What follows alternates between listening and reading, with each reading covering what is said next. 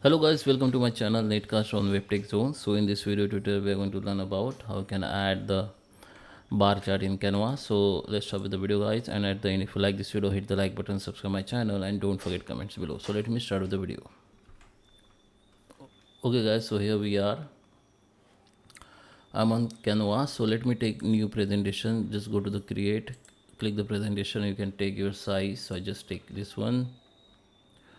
Okay, here just select that page. If you have one page, just select that one page, go to the elements and search for chart or bar.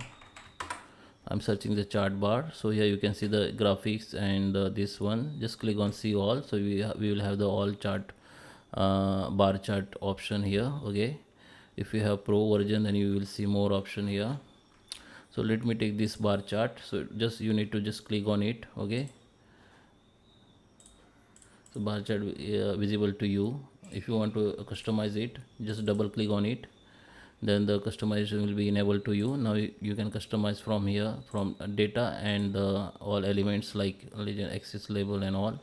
You can give title, subtitle, source, the axis to the y axis title, the minimum, the range from 0 to, we have the 0 to 20, but you can increase by 10 to 1000 or 100, whatever you want.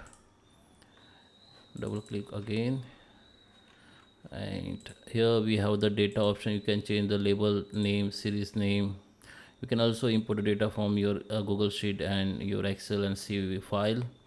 Just click on this, then you, from here you need to upload that file. That data will be update here, and that's, and below you can see label what we can show.